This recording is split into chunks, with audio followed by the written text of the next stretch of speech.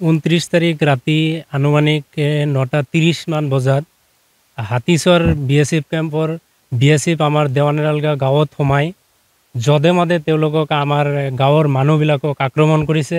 এজনৰ অৱস্থা খুবেই সংকটজনক।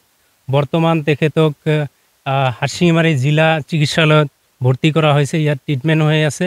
বিএসএফে সোমাই আমাৰ মাইকী মানুহকো আক্ৰমণ কৰিছে। আমি চৰকাৰৰ ওচৰত আহ্বান জনাওঁ, আপোনালোকে আমাৰ এই দেৱানেৰালগা গাঁৱৰ মানুহখিনিক ন্যায় দিয়ক।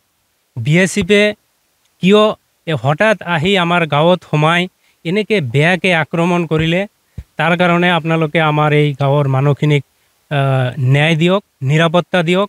অনাগত দিনত যাতে এনেকুৱা আৰু কোনো কাণ্ড বিএসএফে কৰিব নোৱাৰে, তাৰ বিহিত ব্যৱস্থা আপোনালোকে লওক। বিএসএফে সোমোৱাৰ কোনো কাৰণ নাই। তেওঁলোকে গুণ্ডামি কৰি তেওঁলোকে মানে আমাৰ মানুহখিনিক তেওঁলোকে আচলতে কিজানিবা হত্যা কৰিব বিচাৰিছিল আজি। কাৰণ এনেকৈ আক্ৰমণ কৰিছে। আমি বিএসএফ বা প্ৰশাসনৰ মানুহে এনেকৈ আক্ৰমণ কৰিব পাৰে বুলি আমি কেতিয়াও শুনাও নাছিলোঁ, ভবাও নাছিলোঁ যে বিএসএফে সাধাৰণ জনতাক কেনেকৈ আক্ৰমণ কৰিব পাৰে। গাঁৱত সোমাই, ঘৰত সোমাই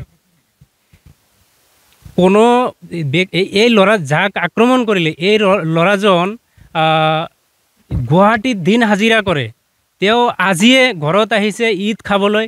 ঈদৰ মাত্ৰ এদিন বাকী আছে। তেওঁ ঈদ খাবলৈ নিজৰ আপোন পৰিয়ালৰ মাজলৈ আহিছে যে এদিন পিছতে ঈদ হ'ব। এই ঈদৰ কাৰণে তেখেতে গুৱাহাটীত দিন হাজিৰা কৰি টকা লৈ আহিছে যে আনন্দ মনেৰে সেই ঈদ উদযাপন কৰিব। কিন্তু আমাৰ বিএসএফে আজি এনেকুৱাকৈ আক্ৰমণ কৰিলে আমি ভাষাৰে প্ৰকাশ কৰিব নোৱাৰোঁ। আমি ধিক্কাৰ জনাইছোঁ এই বিএসএফৰ জোৱানসকলক, যিসকলে আজি ৰাতি সোমাই আক্ৰমণ কৰিলে। আমি শুনামতে এই বিএসএফসকলক আমি বিএসএফ বুলিয়ে ক'ম না গুণ্ডা বুলিয়েই ক'ম। তেখেতসকলৰ হাতত লাঠি, দা, জং চব আছিল। তেখেতসকলে সেই আমাৰ মহিলাসকলক কেনেকৈ আক্ৰমণ কৰিছে। তেখেতসকলৰ লগত কোনো বিএসএফৰ মাইকী জোৱান নাছিল।